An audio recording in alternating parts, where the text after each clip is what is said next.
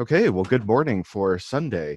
This is our third post-service discussion, and what we are talking about today was Dennis Reynolds' July 12th service, Grieve, Breathe, and Engage. So welcome to getting reactions from anyone.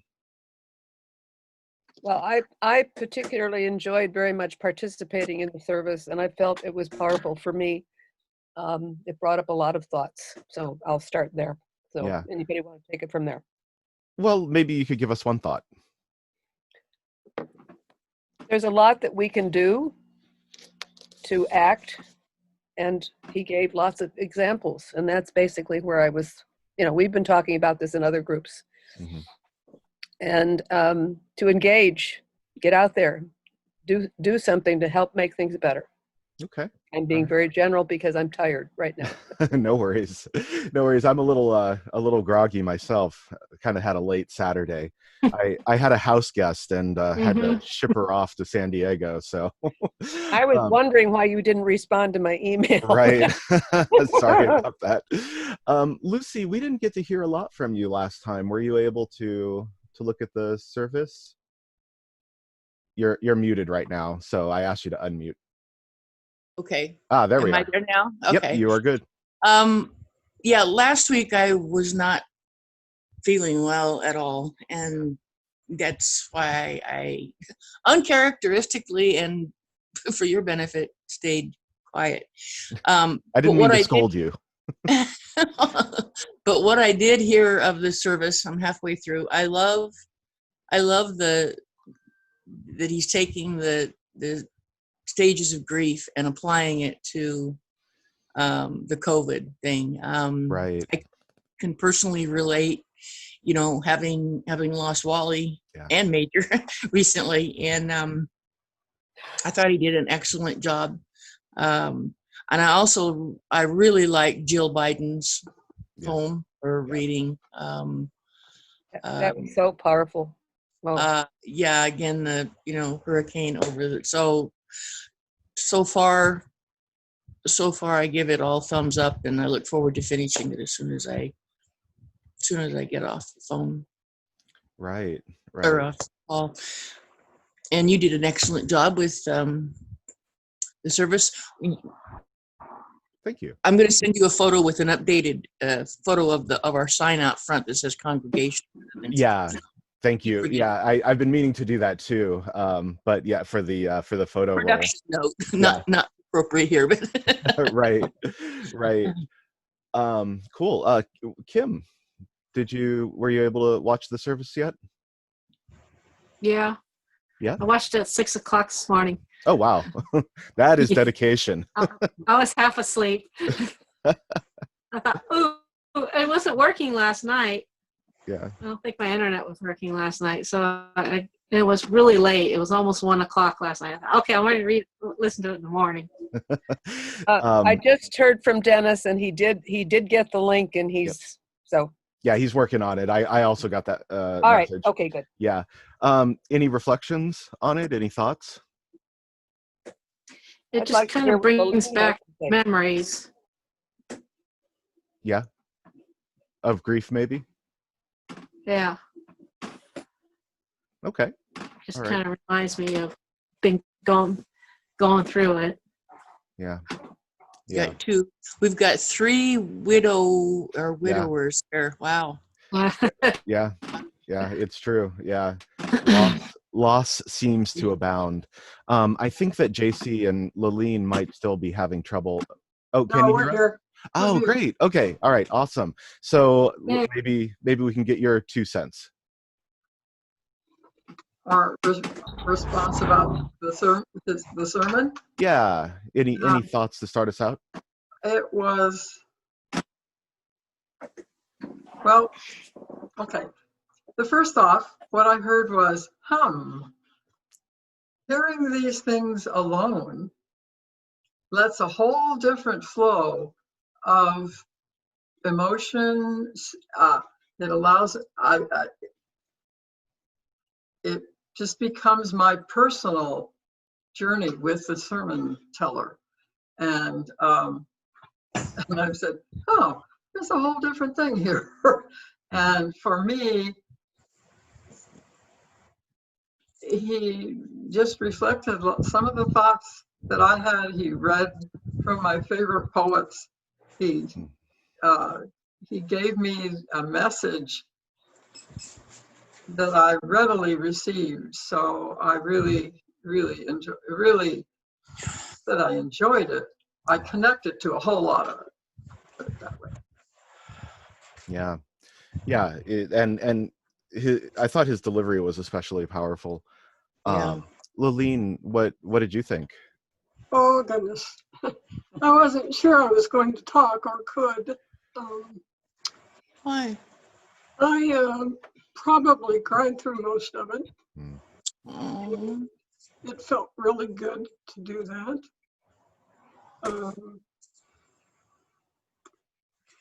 I think most of you know I spent a lot of time with Elizabeth Kubler-Ross and know her work. But I've been stuck myself and didn't know how and where. And as he was talking, I realized, well, okay, my first round of grief, I think I shared with most of you, it was about flashbacks to the AIDS crisis and the PTSD. And so I thought I had resolved that. And when I listened to him talking, I realized I was in and out of acceptance and despair. And then I would, in the past couple of months, kind of stick my toes into deeper levels of grief and a little bit of fear, like JC's been taking the lion's share of stores because I have a compromised immune system. I have acknowledged, the fear in that. So then I had to look at, okay, Laleen, what are you really doing? And I realized I was throwing myself more into what's comfortable, which is the acceptance round and my projects and moving forward so that I didn't have to keep going back into the sticking my toes in the other stuff that's less comfortable. So as I was crying on JC's shoulder, I realized too that without letting myself cry on JC's shoulder, that what I was also doing and not aware of was pulling back,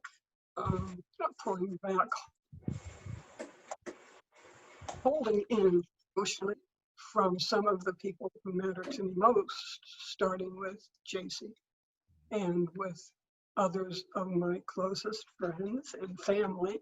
And so in my mind, I kind of, went boom, boom, boom, boom, boom, boom to look at how I was, holding back and how that holding back was feeding into the despair and only coming out in a little dipping toes into the grief. So the crying was telling me that I needed to do more grieving so that I'd stopped distancing to the degree that I am to different people, some more or less. So what can I say about that? Every tear is worth it. I learned a great deal personally. It's one of the best sermons I think we could have possibly had at this point in time. Certainly for me and maybe for others. And I know that I'm going to urge a lot of friends, especially Los Angeles, friends who are also part of the AIDS epidemic and still alive, to listen to it. Because I think for all of us, who spent a lot of time with these Pei, Elizabeth Kubler-Ross, and you know, a few others, that they will too be reminded of ways in which they're stuck. And I'm taking a lot of time, but for me, the most important person was, I had said to JC right before the sermon that a woman that I had a long relationship with for a very long time has re-entered my life. And I sent her that joke that we've been sending around to each other, the one where the woman comedian, you know, takes everything that's going on and just amplifies it, you know, and it enraged her. Not just once, but twice she sent me emails. And so I realized, you know, she's currently dying of AIDS. So she's Could you probably, speak up a little bit? yeah, she's currently dying of AIDS. So probably what I thought was funny and she didn't, you know, hit home even more. So I have some apology to do there, but I also want to share that sermon. So thank you, Michael, again for an excellent presentation, and for if it hadn't been for that, you know, I would have missed a huge chance to grow and release and grow and release, and Well, thank you all for the time. yeah, and no, I really appreciate that. And, you know, I think Lucy and I have got this streamlined pretty well at this point, and it really is actually quite a bit of fun Yeah. to do these. So there we go. Yeah. So yeah, and I think the closest thing that maybe we have to what's happening right now with coronavirus was maybe the AIDS situation in the 1980s, and is that fair to say? It's definitely fair to say, but there are also some really painful things that come up with that because of the difference in the early stages of how people with AIDS were treated versus the acceptance that exists for those, and the love and all the accolades that go to the healthcare workers who are working with coronavirus, whereas with AIDS, everybody didn't even want to go near the healthcare workers. Yeah. So, but yes, it's definitely parallel. Yeah, that's a really good point. Maybe, God, I hope we've learned. Maybe that's why the acceptance is there. I'm a firm believer, Michael, that is why we are having an explosion of Black Lives Matter right now. Because if the coronavirus pandemic didn't do it, and Black Lives Matter doesn't bring this country together, then I don't know what will, short of the most liberal or radical of revolutionary kinds of ideas. One line of the sermon, I can't remember what he was reading. I think it's something like, we all know it's part, and this line was that we could live our lives without fear. And I said, no, they can't. No, they can't. People You're of right. color put their fear first and make themselves know that when they go outside, it's dangerous. And that we need to do something about as white people, because we just assume their fear. No, they're prey. They go out with their ears and eyes wide open. Mm-hmm. But do you think that that's a universal, right? So, and for instance, I was watching a video this morning of Lil Wayne, and I'd be surprised if anyone in this room knew who Lil Wayne was. Yeah, he's a rapper. Oh, sorry, that's it. He's a rapper, and the guy's voice sounds like he smokes like 6 packs of cigarettes a day. Yeah. But he was saying that he has, as a Black man, he has never encountered racism. You know, that his life was saved, you know, as a young man when he accidentally shot himself with a gun by a white police officer who, you know, and that's kind of like his starting point of every story. And you know, you have other prominent Black celebrities speak very candidly about and I know this isn't really the point of this conversation, but I just throw it out there, about the idea of Black Lives Matter as an organization versus Black Lives Matter as a concept. Because the two are very different, and it's important for us to keep in mind.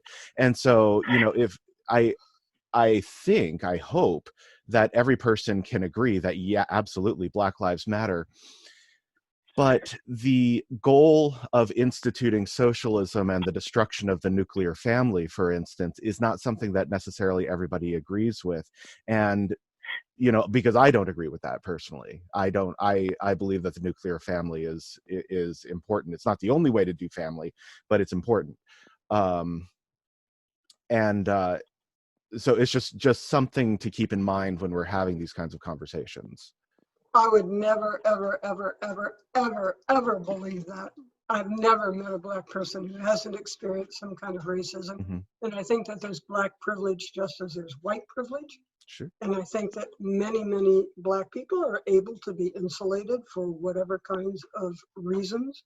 Mm-hmm. Environment, social, economic. I mean, there could be all kinds of reasons. Mm-hmm. I think sometimes religion can also insulate a person. Oh, yes. Yeah. But I see that just as I see the old queen bee syndrome that women arrived at during the beginning of the feminist movement. The old self-made woman. I've never been, put down in a job. I've never been held back. I've never been the victim of oppression as a woman. So just my little 2 cents. No, it's and at some point you do have to recognize problems in groups. What I mean by that is there a significant number of our Black population that's saying life is hard for us because we're Black, right? And if enough people are saying that, then I think we have a responsibility to listen. So, I think it too would be a part of assimilation versus isolation or separation. Right. Right. How well is one's life assimilated? And you could look at the street that I live on and, say, oh, wow, there's no racism on this street. Right. However, there is white privilege on this street.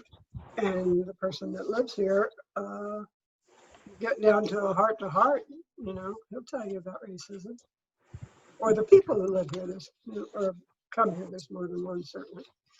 Anyway, that's a whole aside. No, but I don't mean to argue with you. It's just that. No. Yeah, I do argue with you. I love debate. This is discussion. This is not arguing. And it was talking. And it was part of Dennis's service. It was. Yeah. Yes. So I think it's germane. Maybe we can get some other discussion. What do you all think about the role in our lives of individual grief versus collective grief? Because he also talked about that. Well, I'll tell you. So from my standpoint, right? To me, there's been a big difference looking at my life over the past couple of years, which has been really hard, versus the violence and destruction that's happening in our cities. And so when I look at the violence and destruction in our cities, that instigates more of a fearful quality in me, right? As opposed to my own personal grief, which was paralyzing. Hi, Glennis. Hi. Sorry I'm late. That's okay. Have you heard back from Dennis? Oh, wait, hang on. What? I think Martha was asking something. I had a question. Did you hear back from Dennis? Is he having trouble getting in? I only heard I only saw the text, and thank God, thanks. Something to that effect. No, I didn't get that text, but yeah, I mean, I'm keeping a close eye on the participants list. Okay, all right. Yeah. He wanted to participate. He was very interested in doing that, but he and his wife did go camping. They left Wednesday from recording the service to go to Sisters. Maybe it's a reception thing, I don't know. Michael, did the email that was supposed to go out last night not go out? I to don't the know. congregation? Yeah, that's a good question. I have Okay, sent. I don't think I saw it. I only saw Okay. yours. And R- please remember, I'm the back person. Right. So if you ever check in the morning and you don't see it, last Okay. night, let me know, because I've got access to, the entire email, and I could have Okay. sent it out. Yeah, I didn't. Lillian, what? Hang on real quick. Let me Yeah. let me tell you what's going on. So I have repeatedly sent the invitations and the passwords to the office. My understanding was that the office was going to send it out. I didn't send it out because I assumed that was the way we were doing things. Sorry, Lucy, go ahead. I kind of was going to ask that Mm-hmm. if you had it earlier, then Kristen could send it out. So I guess we need to get to the bottom of this, because it's We are at the bottom. Kirsty had agreed to do this on Saturday night, and evidently she forgot. Okay. And Well, so I'm her backup. Yeah, So I don't. maybe what it needs to do is go to both of us, Okay. and that Okay. way I'll check on Saturday night too. Yeah. okay. I don't want to use up too much valuable time. Right. I just need you to have an explanation in case you get some Yep. bad knocks for it not I- having happened. It's not your issue. Not a Because problem. there's nothing she can do if she doesn't have it before Friday at 2:00, I unless she understand. gets it, goes in and gets it. Well, it's the same every time. It's the same information every time. It's a recurring meeting, correct? And we Mhm. could save that link. Yeah, and I posted. It's on Facebook also, which again, those issues. Maybe a real big blurb in Umpqua. I mean, like a whole page, and make it very clear that it's always the same. Mhm. I Yeah, think there's that a perception that it changes every week, and if it doesn't, anyway, enough on that. All right. So we still do not have the Oh, the man there of he the is. hour. Okay. Wait. Yay! Now before we move things over to Dennis, we still do not have the professional version of Zoom. And so I just got a notification that we've only got 10 minutes. Do we want to meet again in 10 minutes? Yes, Yes. Yes, please. or I can do the professional version, but I can't. Do you want it to be just us? No, not necessarily. Okay. Yeah. Well, Dennis, I mean, let's use our time. Dennis, Yep. welcome. Yeah. Yeah, we've had a really nice conversation. Your sermon sparked a lot of good comments and good reflections from people. I guess one of the questions that I asked was how we might cope differently with individual grief versus collective grief.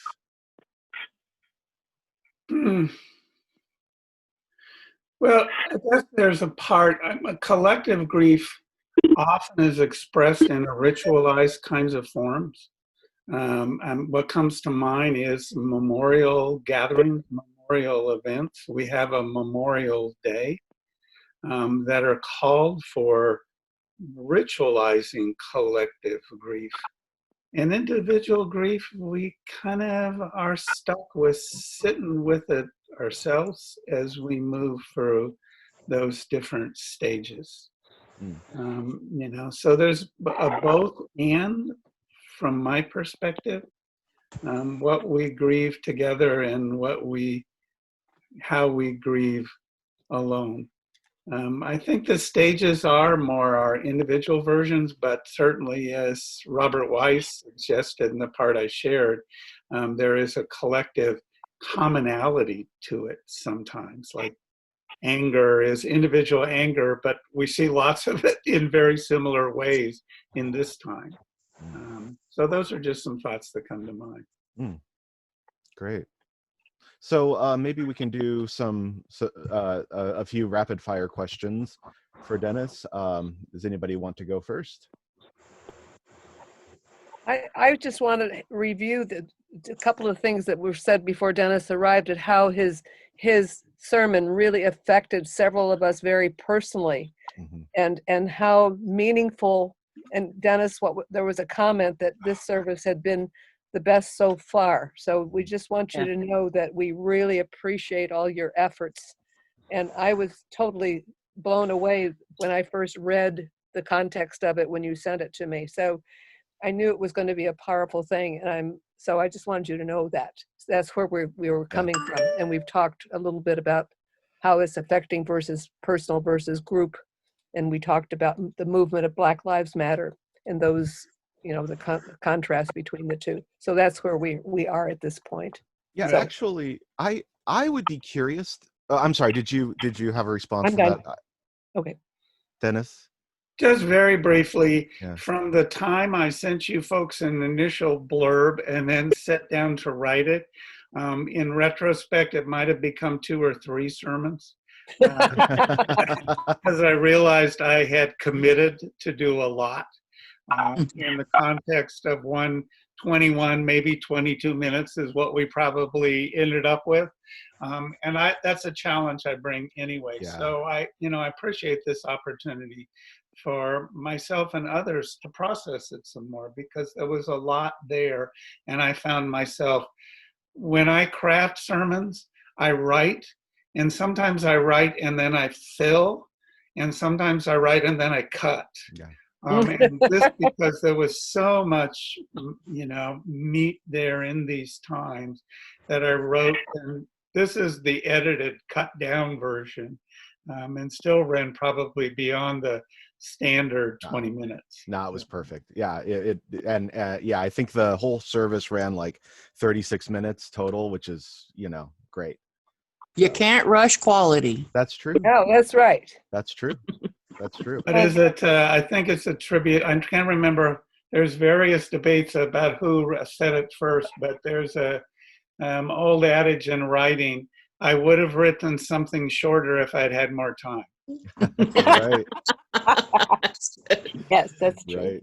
That's Funny good. because it's true.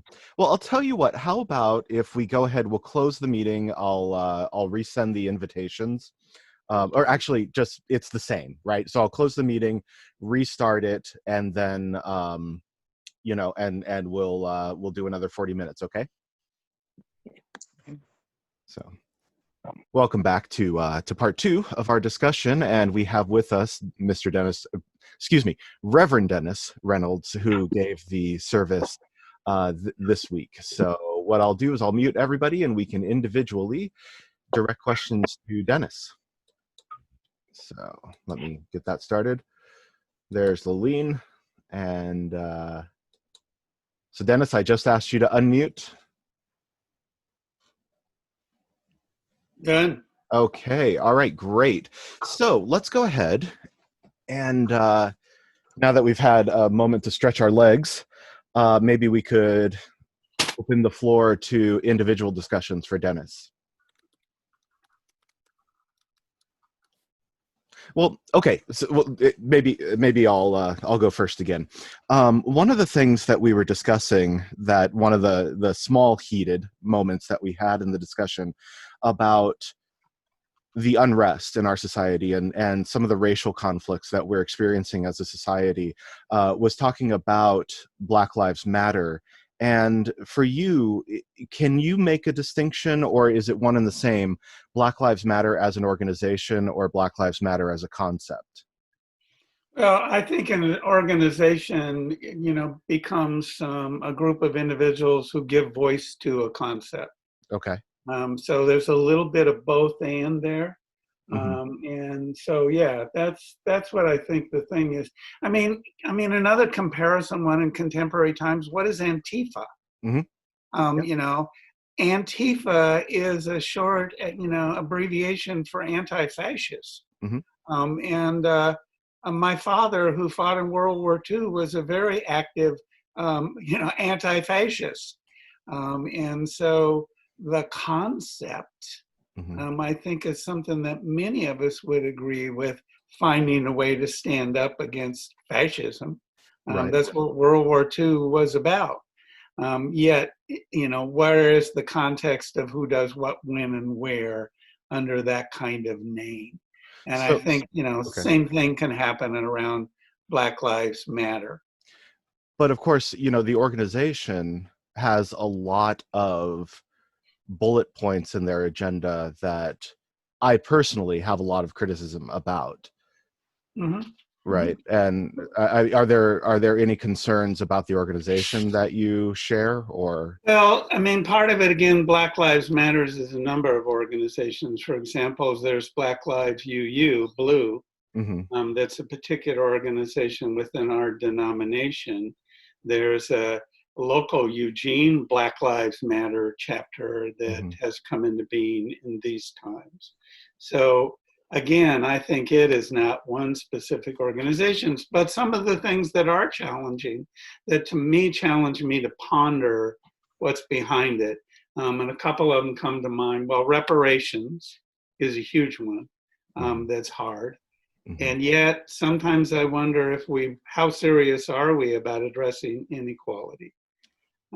My daughter, who just moved back here from South Africa, said there's a discussion going on in that country about one way to deal with inequality is to eliminate inheritance. And I kind of went, oh, well, I inherited some money that helped me buy my house. I don't know how I feel about that. But it certainly is an example of the privileges that came to me that I didn't earn. Inheritance is a classic privilege, so reparations or ending inheritance or something may be necessary if we want to really achieve equality, if that's our goal. Recognizing in that case, historically, access to real estate loans and all the other kinds of things that help families build wealth have not been available equally to people of color. It's true. Does the chat mind if we explore this just a bit more? Is that okay? Yeah. Oh, okay. So Black Lives Matter certainly as an it has offshoot organizations that are using the phrase, but Black Lives Matter is a national organization. They have they have a website with bullet points about, one of the things that I brought up was the destruction of the nuclear family, for instance, that the nuclear family is an inherently white privilege culture institution. Well, and I think it's some of the power of the words that do get a strong reaction. I mean, I certainly could support a de-emphasis on the nuclear family. And I would think the intent of that would be, what if we had a greater emphasis on extended family and clan? Okay. Rather than nuclear family concept of individual houses for individual families as unique, if you will, isolated unit. I mean, we've got a stereotypical nuclear family in suburban America that is, plenty of grassy space around my house and my nuclear family. Okay. So I think that may be the intent, is really a de-emphasis on nuclear family. And perhaps if we partially deconstruct that, maybe we can reconstruct stronger communities. Those are the thoughts that come to mind to me when I look at the language, even though I don't necessarily agree with, I don't agree with that phrase, destruction of nuclear family, or, or deconstruct it. It causes me to think deeply about what aspects of it might we partially deconstruct. Okay. Laleen, I think wanted to chime in, so. Reverend Dennis, I'm not feeling real cognitive right now, but I don't want to miss taking the opportunity to tell you that that was an absolutely brilliant sermon, and to graciously thank you from start to finish. Your ability to cover so many different things and weave them together in a sequence that was incredibly meaningful for me and tied so significantly for me, and I'm sure for others, to the stages of grief and to the process that all of us must go through in order to arrive at a more integrated, connecting, healthy place individually and family and community and nation was brilliant. And I thank you deeply for that. You helped me out of a very stuck place, which the rest of the group heard and experienced earlier. So I don't want to, occupy time with them again, but I do want you to know that that was an absolutely amazing, for me, sermon. And I'd like to ask your permission. Michael and I are going to start doing a whole series on white privilege and racism. And I would like permission to use your sermon as one part of that, if I may. Absolutely. I'd be honored. Thank you. Thank you. Yeah. And there, but it's not limited to just that one service. It's there. You've said many things that I think are the beginnings of really important conversations in your other sermons as well. So we might comb through the Reverend Reynolds archive. I would hope to make that available in the whole series that we're doing. But I think his sermon early on would set the stage for people to understand a whole lot about their irritations and angers at the Black Lives Matter movement when they're repressing or suppressing or just totally denying everything that they're feeling about, the coronavirus and their loss of employment and their income and everything else that Reverend Dennis was talking about. So it's just such a wonderful preliminary to, I think, opening people up to what will follow in a really cohesive kind of way. Thank you, sir. Yeah. Oh, is Martha? Okay, hang You're on. muted. Yeah, let me. Sorry about that. Hang on. No. It's I muted everybody. Yeah. So you're the mute guru. Okay. I am. I wanted to mention now, if Dennis, if I might, the description that he shared about his next sermon. As I understand it, was called Other Voices. Dennis, was that what you're formulating for August? Would you care to share a little bit about that?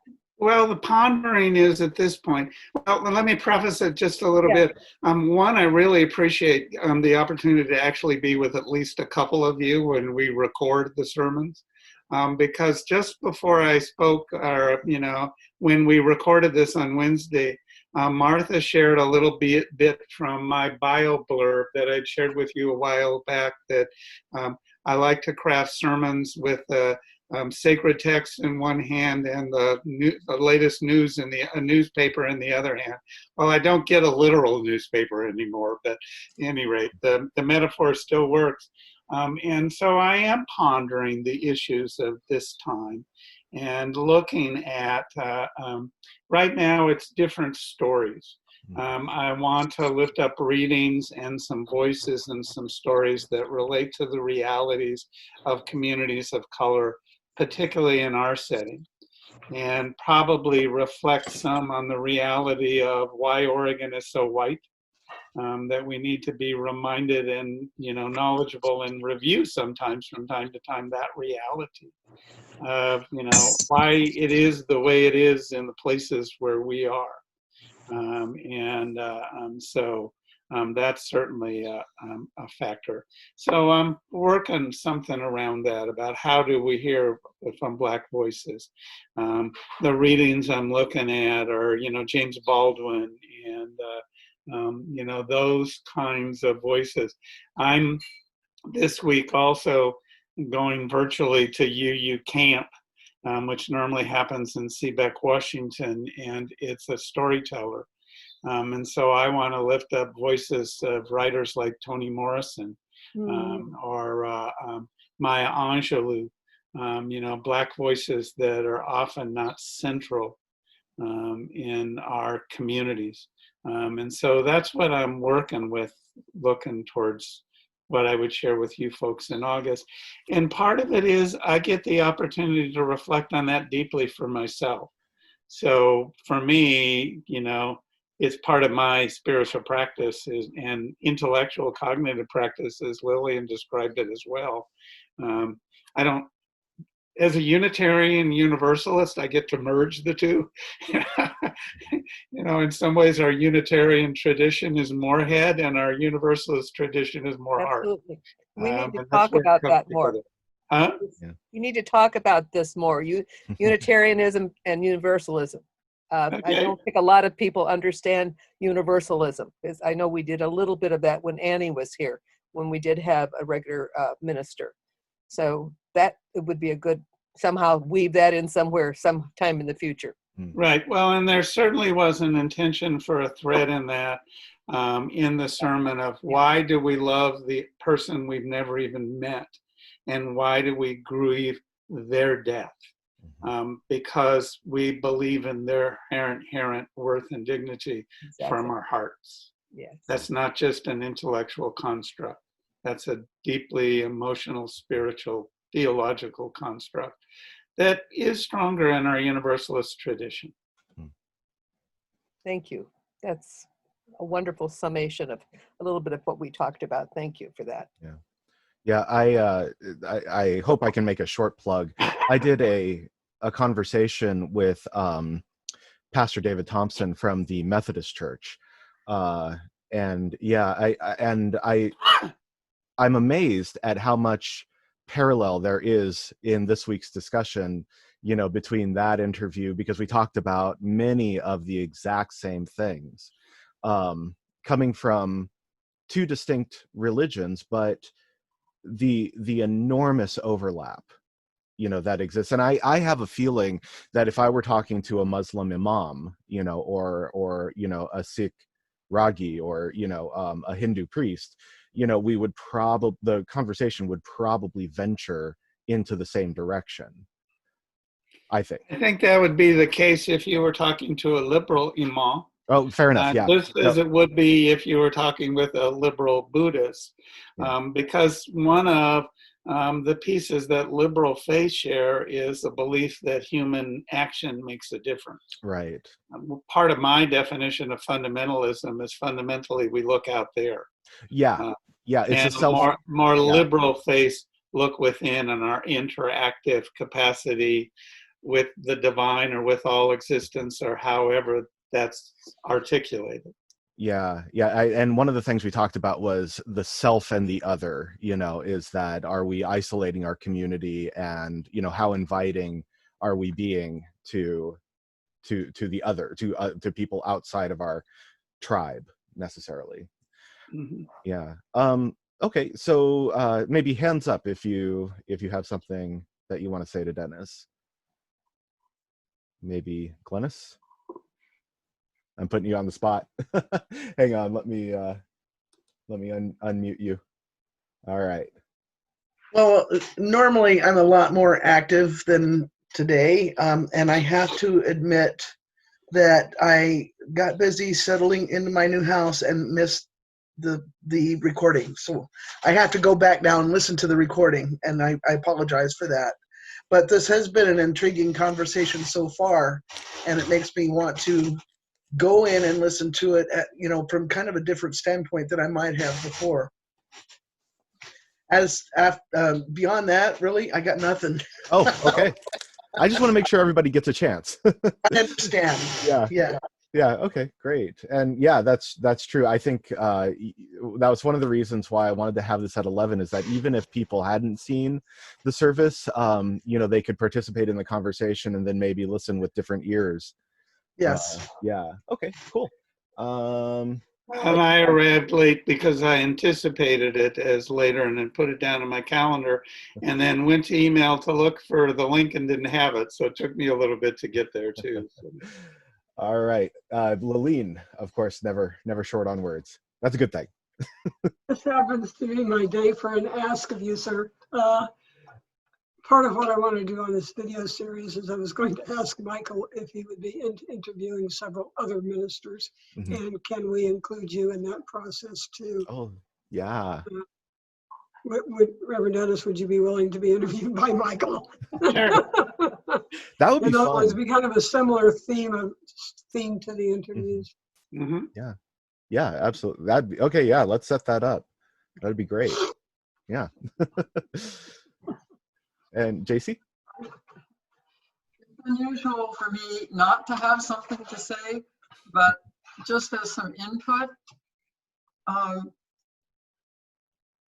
my listening to your sermon was so personal and inner that I really can't remember what you said, except how it made, what changes it made in me. So I really have to go back and listen to the sermon to get all this wisdom that they're all talking about. But for me, the concept of grief, despair, acceptance, it was just a totally inside thing, as if I were sitting alone in a cell with you. So anyway, it went really deep. If that was one of your intentions, you succeeded. Thank you. I would just say, if we do end up a cell together, let's hope it was civil disobedience we chose to be part of. Well, we still have our mic open, and I'm going to say one more thing, and then I promise I'm going to be quiet. During the 80s and the 90s, I had the privilege of working with Elizabeth Kubler-Ross. I was one of the therapists in her life, death, and transition, those 5-day workshops, and in other ways. And that was through the AIDS epidemic, of which I was an integral part and lost many, many, many people.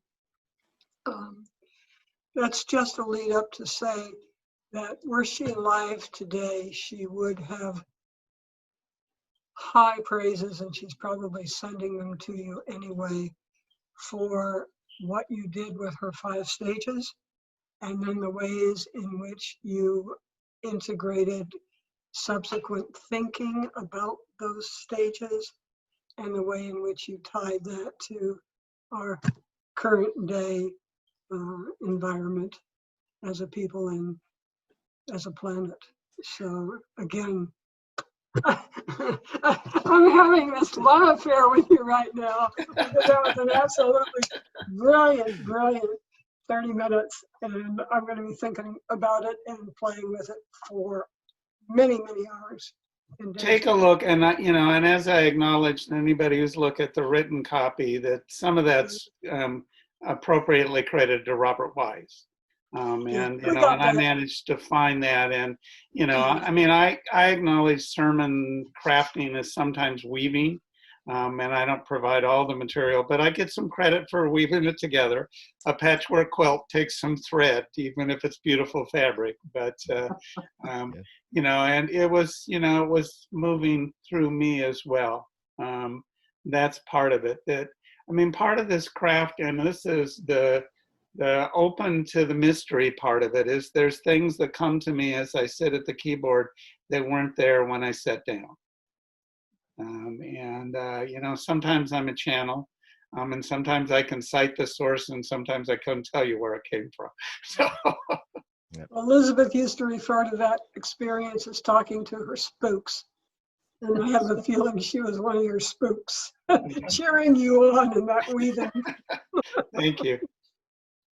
I always thought that was the best evidence for the divine is inspiration. Yeah. And the preacher says amen. Yeah. Kim, I don't want you to feel like you have to say anything, but maybe you could give us some thoughts. Is that cool? Oh, there we go. Oh no, it's all good. Yeah. I've just had personal grief, so it struck me that way. Yeah. Memories and all that stuff. Yeah. Okay. Thank you. Lucy, you feel like asking anything? Oh, hang on. Let me unmute you. Okay. I've asked you to unmute. Sorry. That's okay. As I said, I'm prepared now to go back and finish watching it. But the juxtaposition of it being or the COVID issue and this 5 stages of grief, my mind kept going to. This reminds me of 3-4 years ago when I heard Trump got elected. At that moment, that was the onset of grief, and I saw a loss of so much, and so it has another layer. In addition, to the personal and the COVID and everything, it seems like, we are in a struggle not to, and acceptance will never be part. I will never, never have that stage, but it certainly feels like, and in talking with other people too, just the, it's like there's a death of so much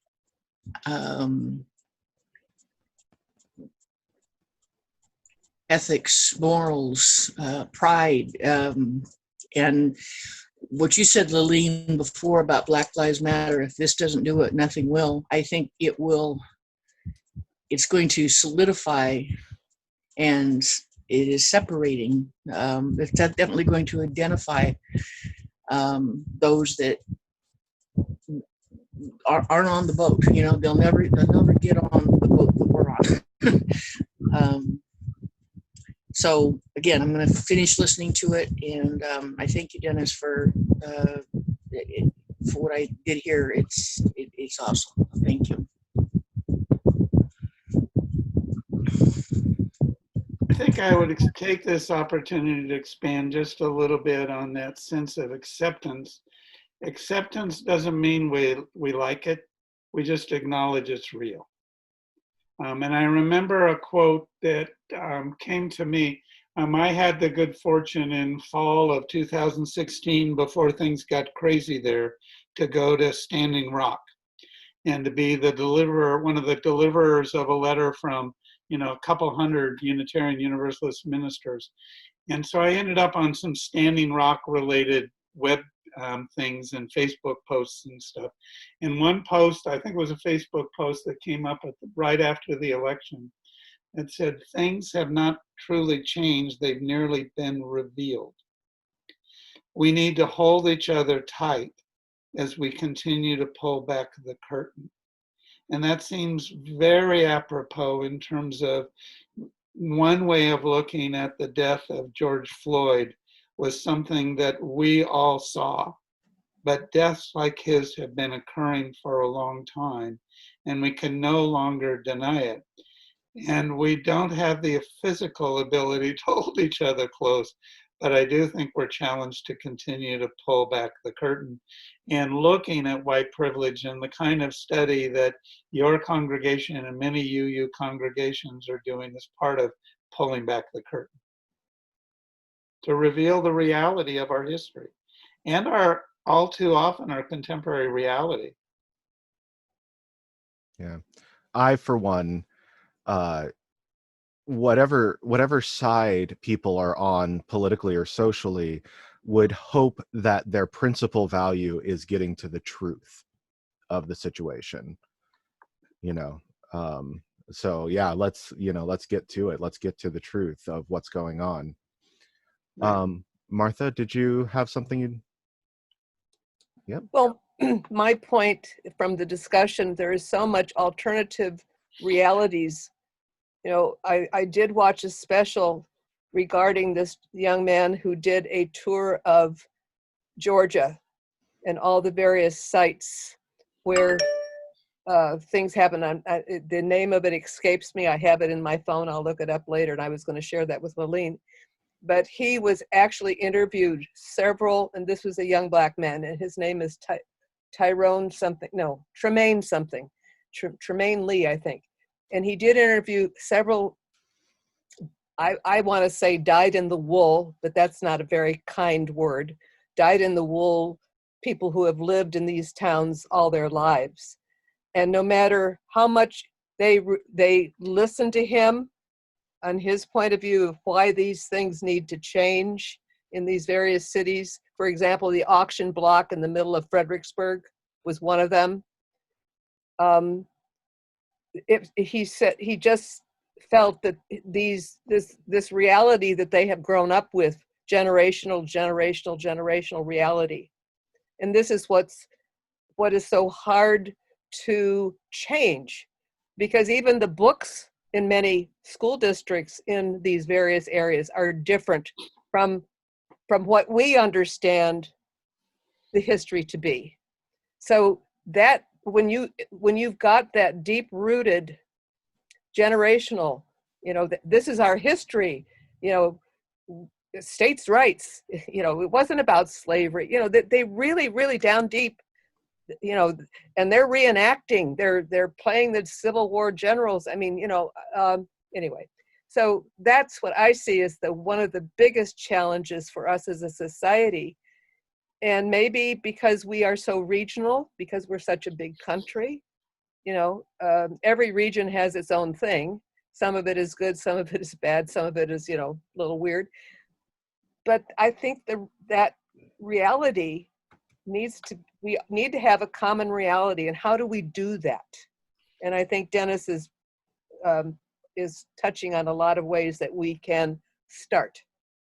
Well, and I think people, move from where they are. And if someone can move to be open to looking more closely at history from where they were, that left-right parallel is, is a continuum, not a dualistic notion. And people move from where they are, and they're not going to move from here to here. And so that's the only hope. And that's why I remain committed to, as much as I can, to engage in conversation. My very conservative fundamentalist nephew and my liberal progressive, the epitome of what it is to be in Portland and keeping Portland weird nephew, had an amazing dialogue on Facebook, and they talked to each other in ways we often don't, and I think they each moved a little bit in understanding. And liberal preacher uncle kept out of it for a while, and then made some comments that I hope might move the very conservative fundamentalist just a little bit. But I don't expect him to move him to universalism. He believes in hellfire and damnation. I'm not going to change that easily. So I think that's an important part of it. But this is a profound time of some incredible change. NASCAR banned the Confederate flag. And that's a huge symbol of some change in the South and amongst a particular cultural cadre, if you will. And change is happening. And that's a symbol. It may not change all of what happens in NASCAR, but it's movement. Yeah. Well, a couple minutes ago, I got the notification again from Zoom that, oh, wait, is Kim? All right. So go for it, Kim. Well, I was just wanting to say about the nuclear family. I see firsthand what happens when a child is not raised with parents, and it's not pretty. And a child at age 5 is a broken child when they don't have their parents with them. And I work at Head Start, and I deal with these little kids who don't have parents, or nothing to speak of, and it's not a good thing. I just want to make sure that we understand that color doesn't matter when a child doesn't have a parent. When they don't have a parent, they're lost, they're confused, they're wondering why no one wants them. And you just definitely have to have a nuclear family going on for kids. And ideally, it'd be nice to have both mom and dad, but it doesn't necessarily have to be a mom and a dad, as long as it's somebody that's always there for them when they need them. Yeah. Well, I think sometimes the nuclear family can be closed. And Kim, I think you're right in terms of the importance of loving, reliable people in life. And the more, the better. The more, the healthier. The more that can be multi-generational. And, I mean, the fact that I have a relationship with my nephews, and at least via Facebook, they have a relationship with each other, is even enriched their lives more than anything either one of them got from their parents. So I'm a both Andean and even more. Yeah. So, but you're right. That's core, that foundation, whatever form it takes, and more. Amen. Great. Well, I have really enjoyed this. When we took that break, I was like, oh, I can't wait to get started, again, because this has turned into a really great part of my Sunday. So I really appreciate it. And Dennis, thank you for being so very gracious with your time and your wisdom. And I was hoping that maybe as we close out, you could give us a final thought. I guess in follow to what you just said is, it's an honor to get to process out loud. And then this creates a little more of that for me. I'm a huge external processor on my Myers-Briggs. I'm as external as you can get, according to the scores. That's why contemplative practice is so important to me, to look to that. Well, I was at, part of my morning was a presentation from UU Camp, Elliott Institute, and I'll paraphrase. Jung said something to the effect that our greatest capacity comes from our weaker side. Mm-hmm. The things that, I go deeper when I can finally shut myself up. And so whether you're an extrovert and you find your quiet place, or whether you're an introvert who engages in a conversation like this and finds your voice, that's what, I think all of us can gain from. So we keep on doing the work and being present to what is. That's what acceptance is really all about, being present to what is. Fantastic. Well, I don't think we could have a better note to end on than that. So thank you again, Dennis, and thank you all for participating. Thank you. All the best. Take care. All right. Thanks, all. Mm-hmm.